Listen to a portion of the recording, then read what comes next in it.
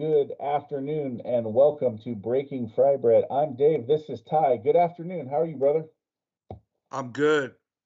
Happy Wednesday. It's a beautiful day out. It was a beautiful week since our last show. Had a great time. Had a beautiful week. We had our tribal CBC inaugural golf classic last Friday. It was well attended. It was a good time. A lot of our community members out there um, having a great time. Beautiful weather. Beautiful weather makes any event, three times better. But we got some great feedback on it, and for our first year, we did really awesome. That's awesome, man. That's a big deal. That's a big deal. What was your best takeaway? The best takeaway I think was the just the format of the event and the audience that we had there. Uh, like I said, the beautiful weather just makes everybody's mood better. We had tribal council members out there driving around, greeting everybody. The chairman was out there. Other community members. It was just it felt like a whole community event, and we had awesome prizes for first, second, third. We had a putting competition that was awesome. Um, the winner of the putting contest won a $500 Scotty Cameron putter. You know, uh, Oh, that's it was awesome. just yeah, it was a fun event. I've done a lot of golf tournaments and scrambles, and this one was awesome. That's very cool.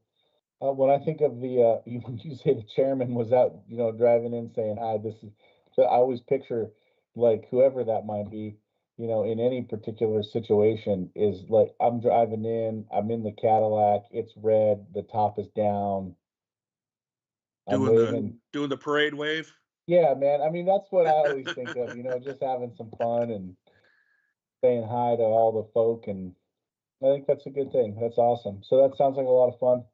We got we got fireworks coming up. We're getting close to the 4th of July. Yeah, everybody's gearing up for favorite time of the year.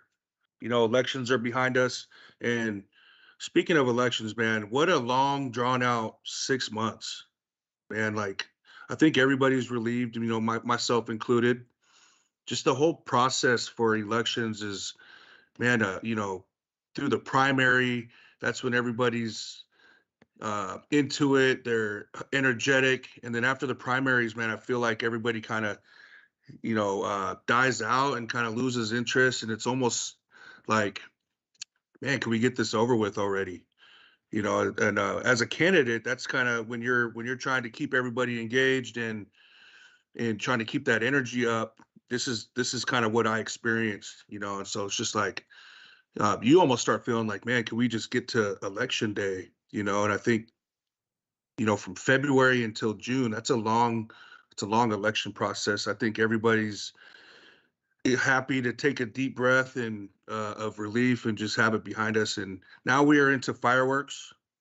This is one of our biggest traditions, you know, uh, that's afforded to us. It's the favorite time of year where a lot of our community is down there together on a daily basis for about 3 weeks straight.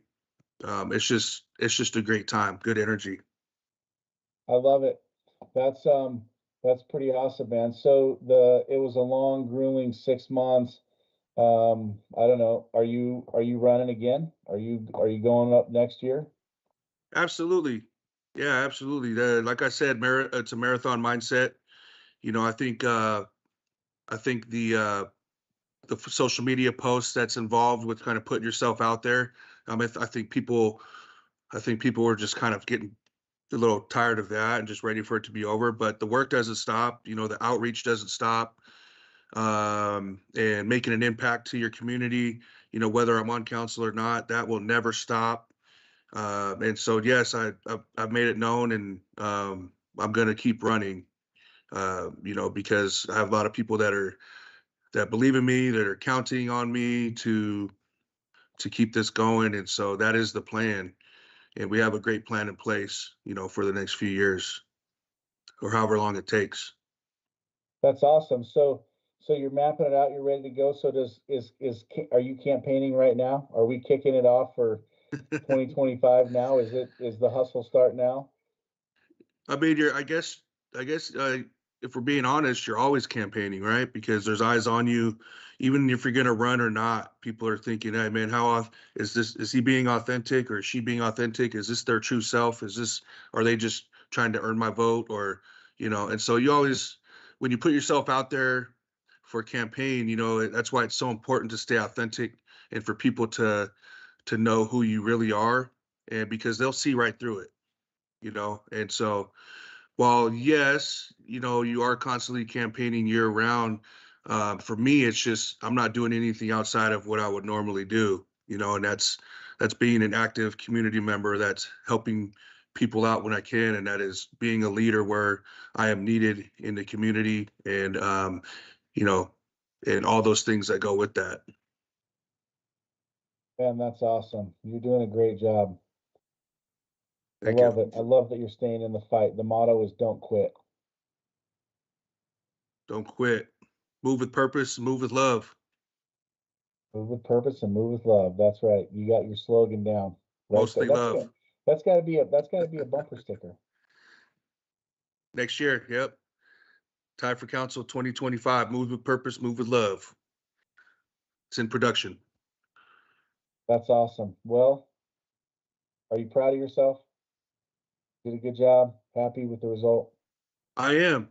I am obviously, like I mentioned last show, it's tough. When you're in a competition, especially as a competitor, you don't want to walk out without that victory.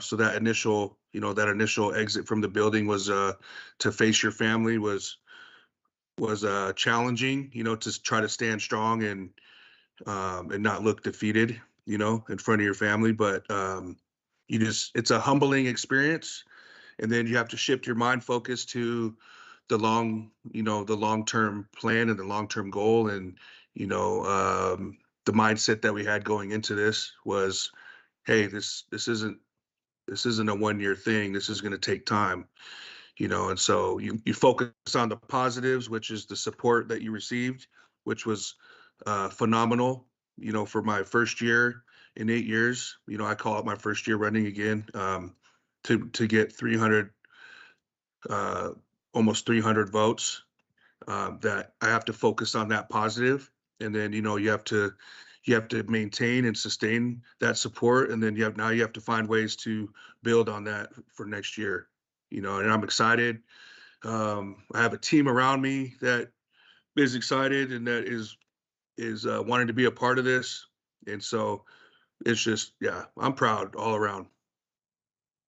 Awesome. That's a great thing to have pride in. Um, all the trophies behind you. You're a sports guy, huh? I wish I could say those were mine. Those are some of my kids' trophies. But yes, I was in sports growing up, but my kids they're nationally accomplished athletes, specifically wrestlers. So yeah,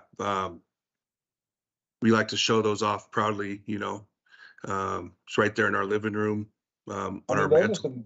those are some tall trophies. Yeah, and they're from all over the country, and it's from when they're 8 years old all the way until 15.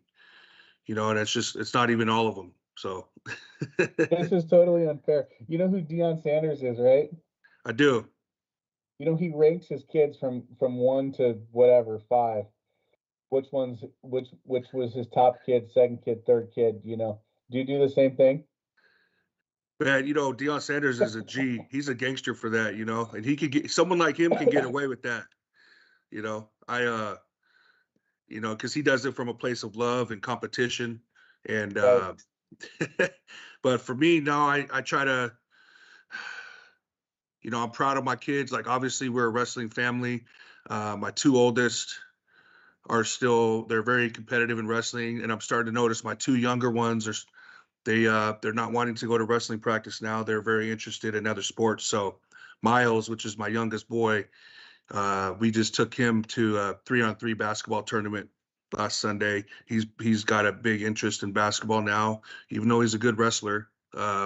he might start drifting away from that. So I just try to support my kids and tell them, hey, you don't have to do wrestling, but I want you to stay busy and find what you're good at and what you love, and let's excel at it. And my daughter, she's an amazing wrestler. She could actually, people are saying that she could be the best out of all her siblings, just with what she's been doing.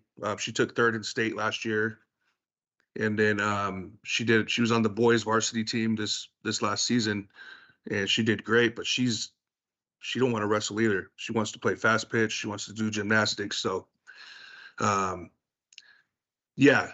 As far as ranking kids, no. I want to support my kids and whichever route they choose. As long as they're doing it what they're passionate about and doing it with and pursuing that, and I'm all about it.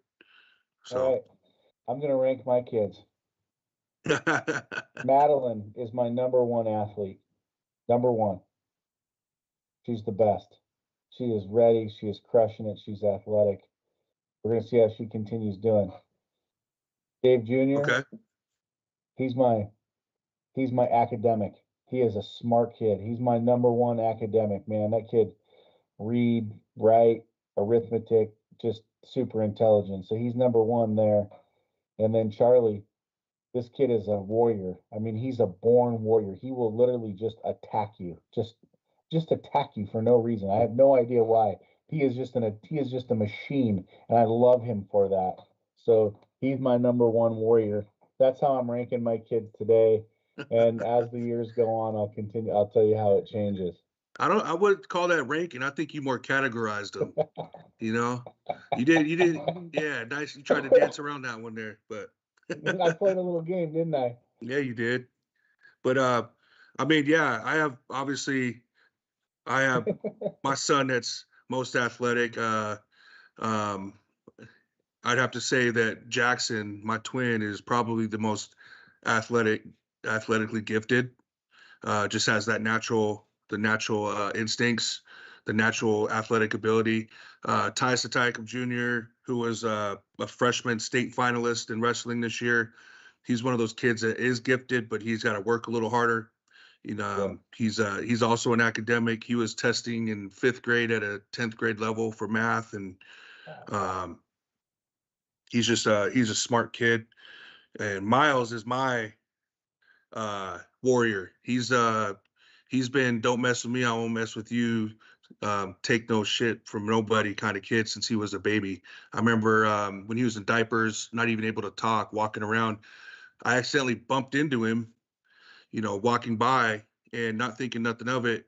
I feel a little shove in the back of my legs. I turn around, it's my son looking up at me like with this mad look, like bumped into me, watch out. Well, what's up, And, pops? yeah, what's up?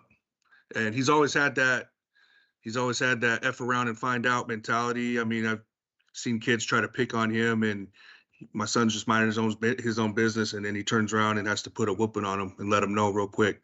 And then I love it. my daughter, she's the youngest and she's the baby of all brothers. So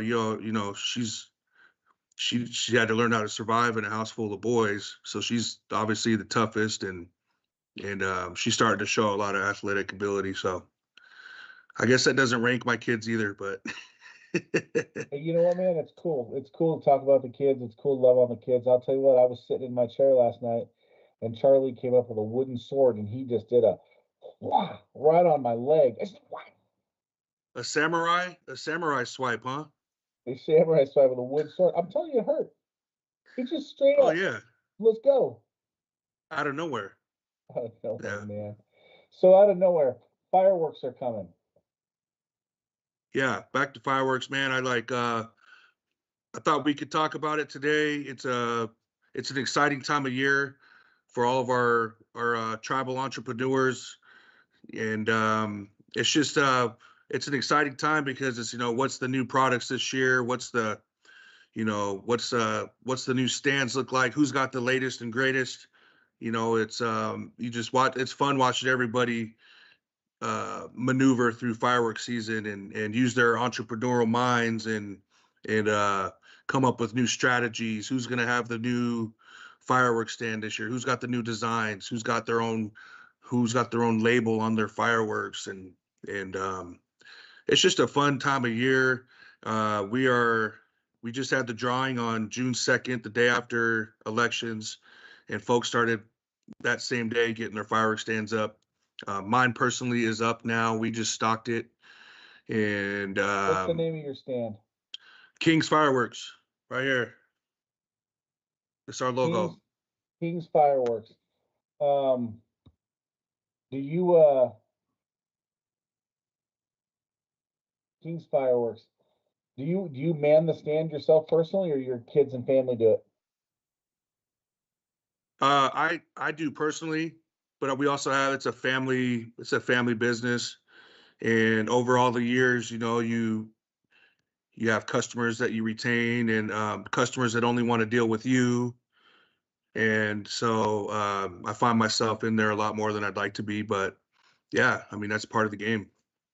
That's okay. That's okay. All right. Well, that's cool. So a little bit of just you got the outside looking in, right? A lot of people want to come to the Indian fireworks stand. A lot of people. This is a big deal. Why? I want cheaper fireworks, and two, I want the good stuff. They got the good stuff on the Indian reservation. That's what it is. How do I get the good stuff?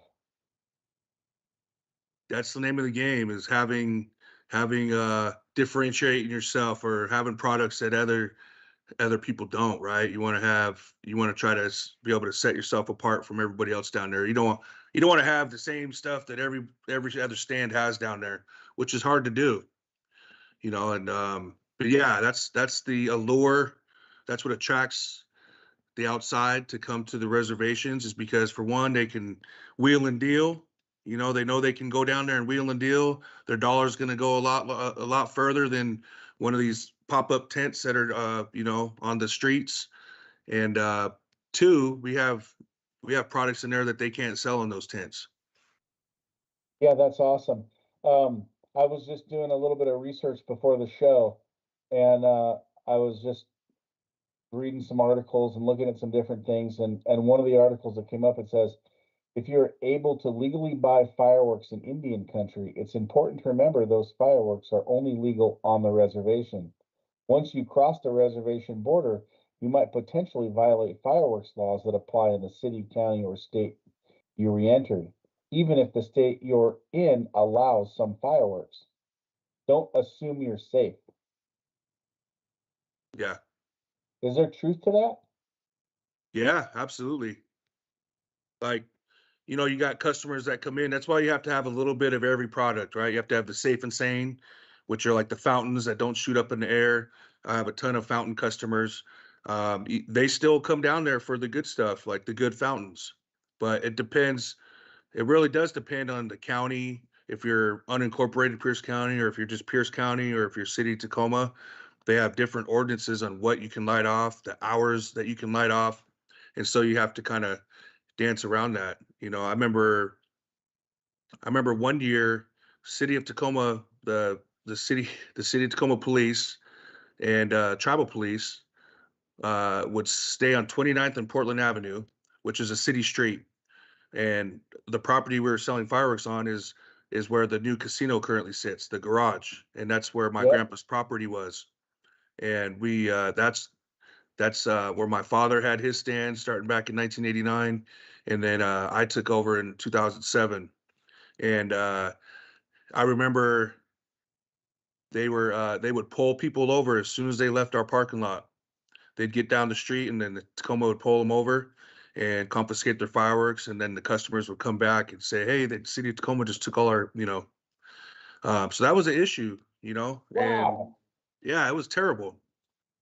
And I love our law enforcement people, but hey, that was a messed up time. And I don't know what was going on, or, I think, obviously, if there's firework injuries going on, or if there's wildfires, they put an extra emphasis on safety and firework safety, and they try to, you'll see firework bans trying to get passed because how dry it is, or if there's some fires that started on the Eastern Washington, or, you know, whatever. But yeah, it's calmed down a lot. It hasn't been like that, in a long time. So That's good. I'm glad they loosened up the regulations on that. So you're in the fireworks stand. This is a business. A lot of the stands, are wood structures. You're coming up to them. You're going in. You're selling your deal. As a native who's making money and using this as a way to feed your family, on average, not what you do, but just on average, what does an Indian fireworks stand make in a year? Do you know, or what do they make on the Fourth of July? If you just average it out, what does a stand do? I'd say my first year that I started, because you got to imagine you don't have the your return customers, right? You have to establish a customer base as you grow. So I'd say as someone that is just starting out, I think I was profiting close to 10,000, and so for for someone that's a big amount of money for a young family, and doing something that you love and that's fun for 2 weeks. You can come out of that with about $10,000 cash profit. So if you get established and get rolling, maybe you kick that up to 15, 18, something like that.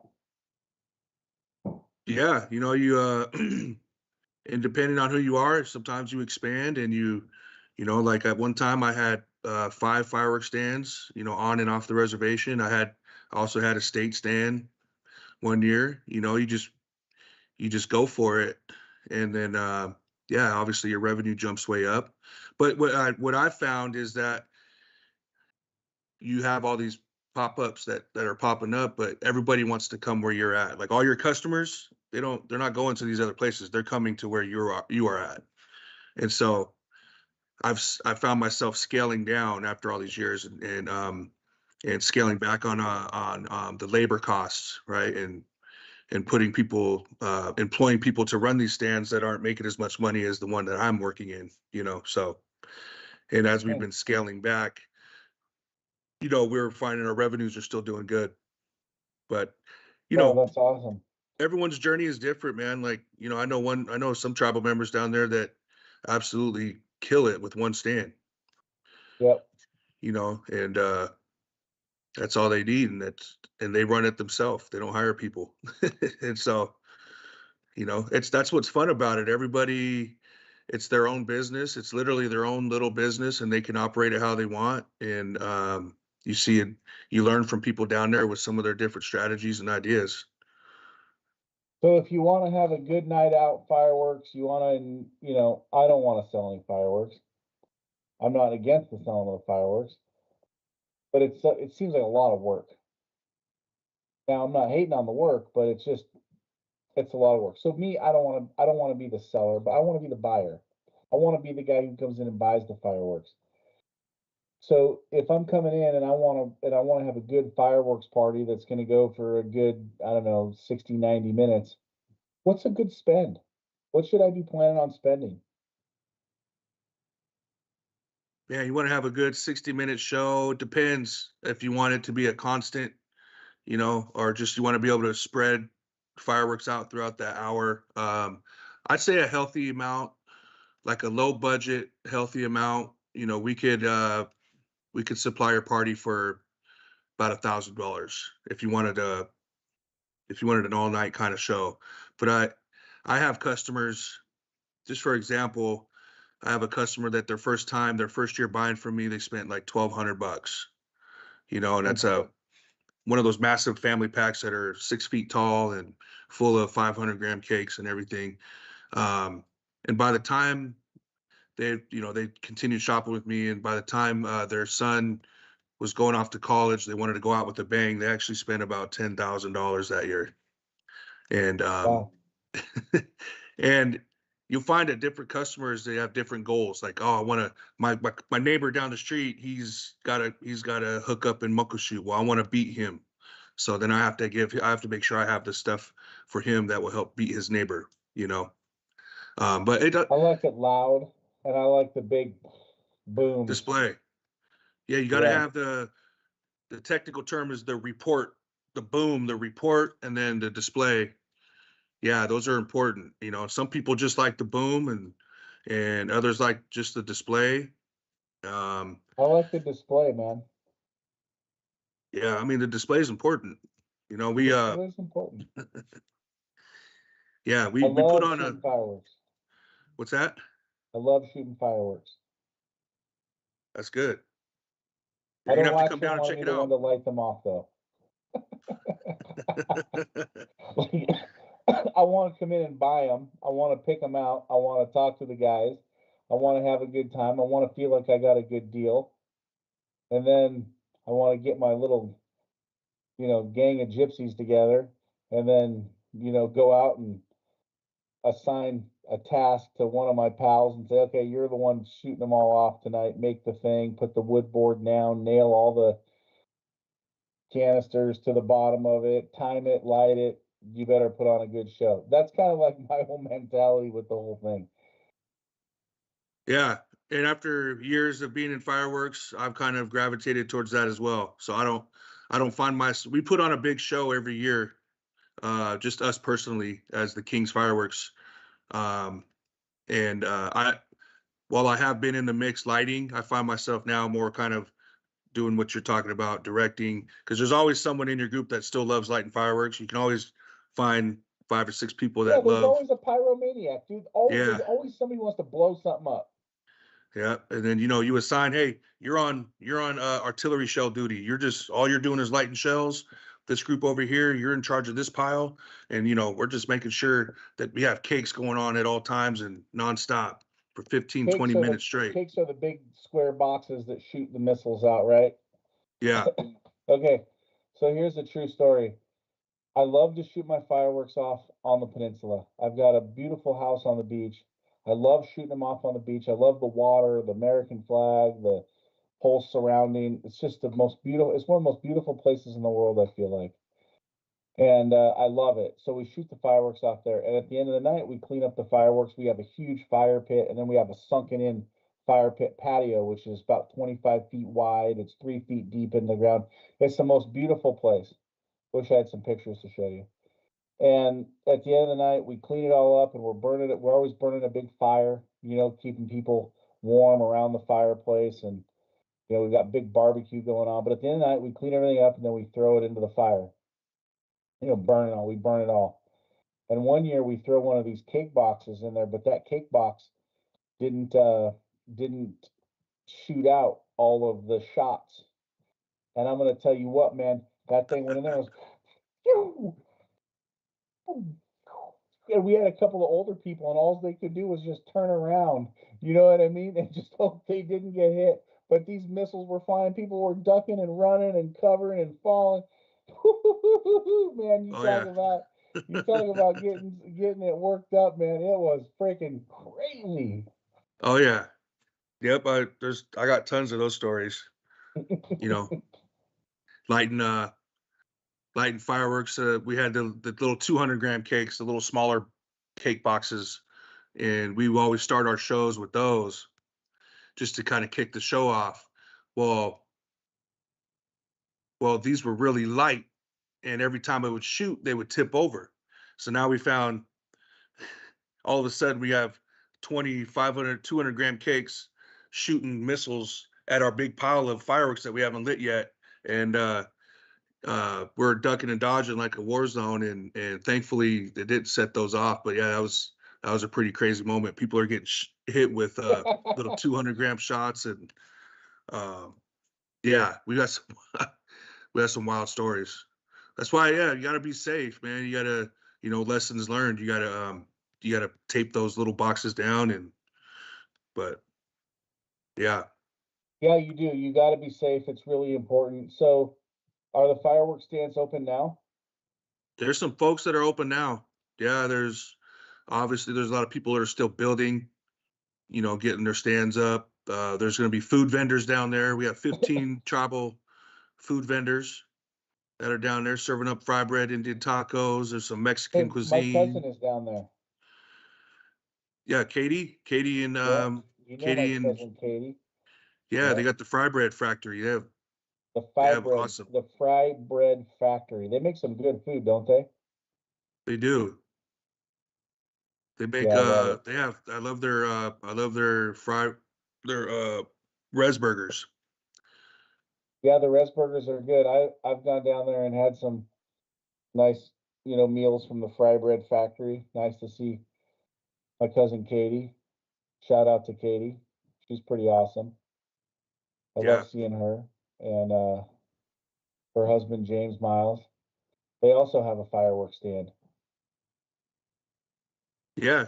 They yep, they're doing it all. They compete with you guys. Or do you have your own customer bases? Yeah, it's everyone kind of has their own customer base. There's the unspoken rule of just having that respect. There's times when people aren't open and the customers will be down there looking for so and so. And obviously your job as a salesman is, hey, how's it going? Who are you looking for? What can I help you? And it's they're usually like, yeah, I'm looking for James Miles, or the common courtesy is to help direct them to where, oh, they're 2 hours that way, and or they're not open yet. They're on their way down. They'll be here in a half hour. But some people are sneaky and like, oh man, they're not open this year. They don't have a stand this year. Come and see me. Come and see me. I'll take care of you. There's, that's the unwritten rule. Unfortunately, there's some people that still do that, but nah. Um, some might look at it as competition, but I look at it as, hey, there's enough for everybody out here. As long as everybody's, looking out for the interest of the customer, then they'll come back, right? We talked Yeah, about that customer retention. that's right. In our first episode, we talked about customer retention. Some people are learning and they kind of get off on getting over on customers. Like, oh man, I just sold this guy this thing for $350, and okay, yeah, but he's gonna find out, and that guy's not gonna come back next year. And so, Um, yeah, that's not good business. So if you sell someone $100 worth of fireworks, how much profits on that? what was that again? Sorry. If you sell someone $100 worth of fireworks, how much profit do you make? 50 Uh, bucks, your 40 typical bucks, markup, your typical markup is double, double double. and a half. Yeah. Okay, so I just wonder, like, someone's coming in, they're buying fireworks. I got to imagine everybody wants to buy fireworks from the Indian stand. Someone comes up, you give them the, you give them the referral card that's like, hey man, listen, your friend comes in, they buy fireworks, they bring in this card back. I'm giving you $100 of fireworks. Yeah, everyone, you see people down there with discount cards, and hey, if you bring this in or you bring this card in, you get 20% off your order. Um, Yeah. yeah, yeah. There's all kinds of people doing that. What about New Year's? You're selling fireworks at New Year's too, right? Yeah, I just started a couple years ago, and with this new location that we have, it's actually pretty successful. Everybody did very well on New Year's this past year. So I think that's going to be um, a new tradition for us, is opening up on New Year's. But yeah, not as many stands do it, but there's 107 stands for 4th of July. There was, I think, 20 stands for New Year's. Oh So wow. What's one thing that the audience would find interesting about fireworks stands that they don't know?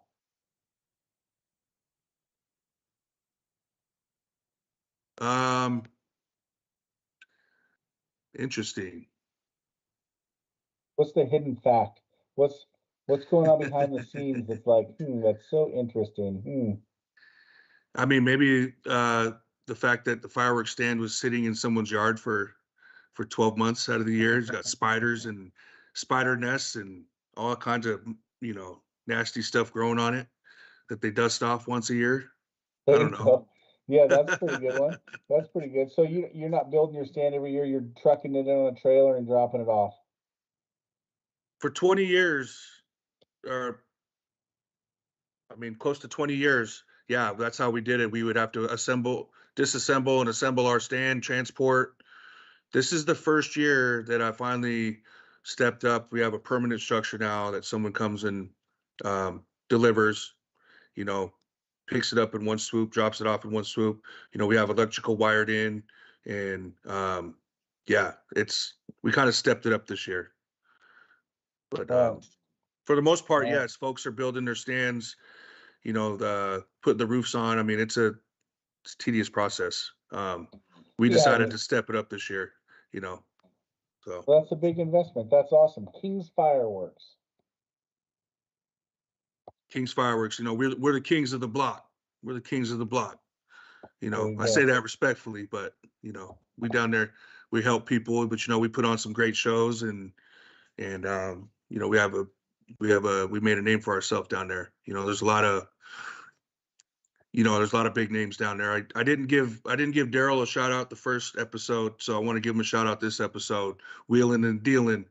Daryl's wheeling and dealing fireworks, man. He's a mainstay down there. He's on the commission. He's got a passion for fireworks.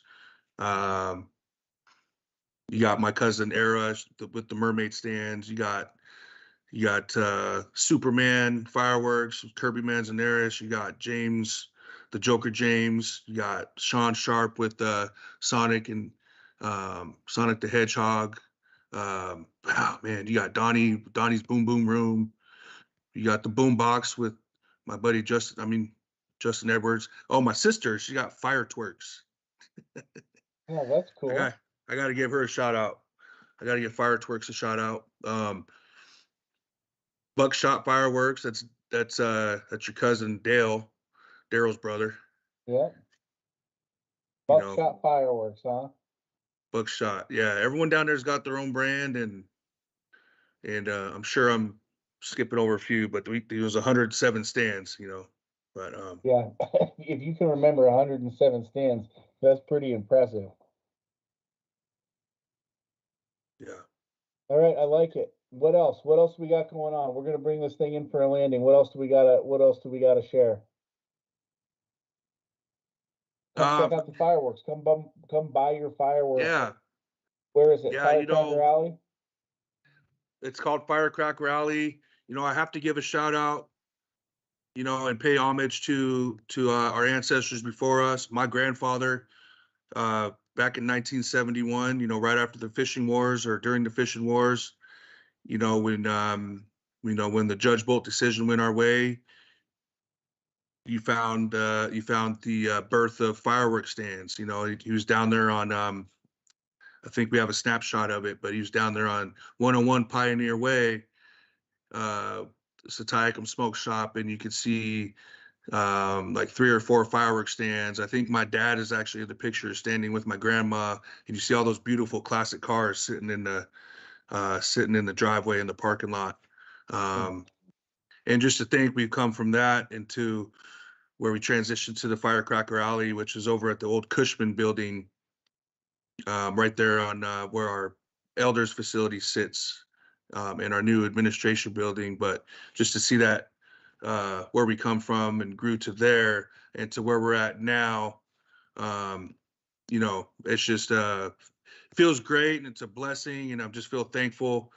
You know, um, I know I say I'm thankful for our ancestors and everybody every show, but truly am. And you think about the history and what it took for us to have these rights, to be able to practice, these traditions. And I have to pay homage to, the ones before us that paved the way, and my grandfather was one of those people, and one of the major ones. And you know um and so that grew. And I got to give my dad a shout out, because if it weren't for him, I would have never gotten to fireworks.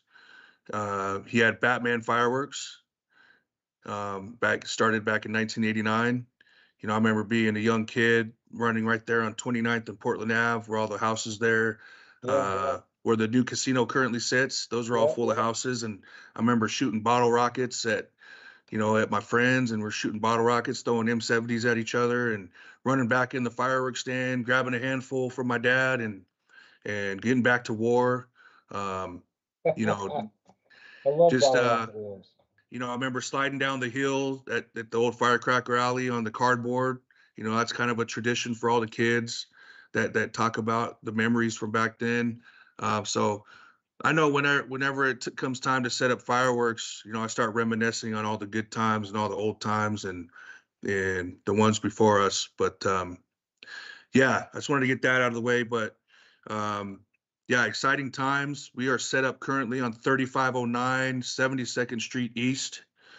We are right next to Commencement Bay Cannabis. It's our green store. We call it the green store. There's food vendors. There's Indian fry bread, tacos. There's Mexican food. We got asada tacos. There's Food, taquitos. cannabis, and fireworks. What, I mean, it doesn't get much better than that. You buy It your really fireworks, don't. you get your cannabis, you eat your food. Yeah, in that order. In that order. In that order. Because you gotta get your appetite going, right? So yeah. I love it. Yeah, But that's yeah, awesome, man. actually, we have a show. We have a show this Saturday, the 15th at dusk is our first show of the year. So it'll be um, June 15th, which is Saturday, down there at Firecracker Alley at dusk. Spread the word. We'll be open for business, and then we'll have another big show on July 1st. Awesome, man. That sounds like a beautiful thing. It's gonna be fun, man. I hope to see you down there. I'm gonna come down and see you. I gotta get you some fireworks. I'm coming down. Listen, I'm gonna do it. I do it every year. I come down there every year. You do? All right. I haven't seen you, man. You gotta come to King's Fireworks. Well, that's because you didn't know who I was. Right. So you might have seen me walking around, but you might have said, I don't know that white guy. Oh man. Who is this gringo? Who is this gringo? Yeah. That's funny. But Well, no, I didn't go down last year. I didn't go down there last year because I broke my ankle. I broke my ankle June 26th. But my best partner, Polo they call him, he was down there. He went down there, picked up the fireworks, and went and said hi to the fry bread factory, and did that whole thing and all of that.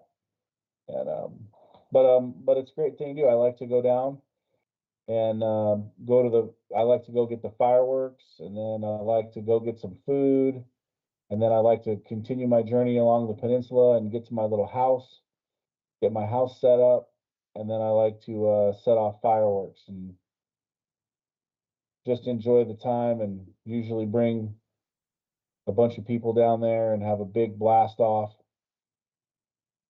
And I like to do that. it sounds and I always being, selling fireworks late into the 4th of July, I get invited to all these different parties that I never get to go to. Which is why traditionally we always celebrate our 4th of July down there at Firecracker Alley on the 5th, But Yeah, I'd like to be able to shut down early one of these fourths and go party with, go hang out and have a 4th of July party with some of my friends. But hopefully, business calls. I yeah, feel the same way about snow removal. Every time it snows, everybody's out playing, sledding, building snowmen, drinking hot chocolate, having an amazing time. And I'm working 40 hours straight, 48 hours straight. You ever put in 48, 50 hours straight, no sleep, working constantly? yeah, you guys are the one. Yeah, okay.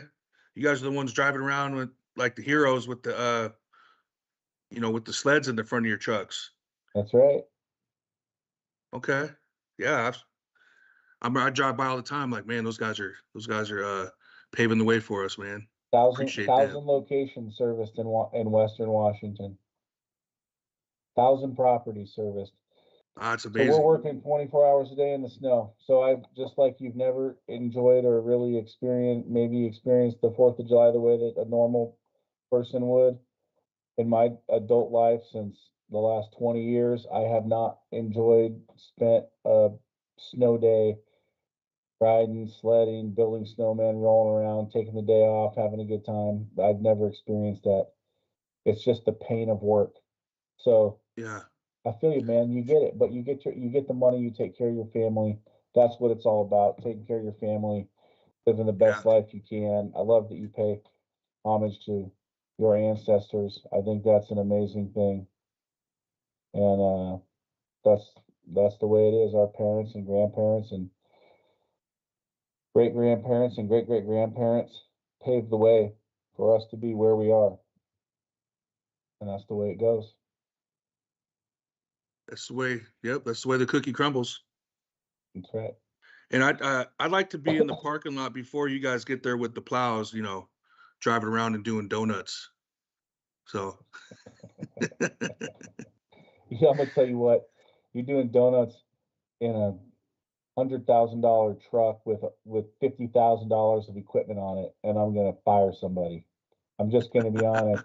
You I knock bet it that happens though, de-icer doesn't it? tank off the back of that truck, I'm gonna lose my mind. Does it happen? I'm gonna say I hope it doesn't. I'm just gonna say I'd like to think it doesn't, but at the end of the day, things Yeah, happen that we don't want to, and that's okay. That's business. it's life. That's life. We adjust and then we move forward with love and purpose. Love and purpose. There you go. You heard it from Ty. Go check out Firecracker Alley. Spend some good, hard-earned money and enjoy some amazing deals and some amazing fireworks. And here's what I like to end with. On my side, I'm going to end with, and go get yourself the good stuff, because that's what they got at the Indian Reservation. They got the good stuff. You don't get the good stuff in the pop-up tent, in my opinion. You get the good stuff. You get the good stuff. You know where to get the good stuff. Yep. Right. Come on down. Come on down. All right. Next week, we're back. I'm Dave Wescott. Follow me on LinkedIn, Facebook, YouTube. Subscribe to my YouTube channel. I'm running a marathon. Check it out. We got some cool videos on there. If you want to connect with me, send me a message on LinkedIn. I'm always on LinkedIn, always hanging out. Ty, where can they connect with you? I'm on most platforms. So Instagram, Facebook, TikTok, Snapchat, LinkedIn. Just search Ty Satiacum. I'm there.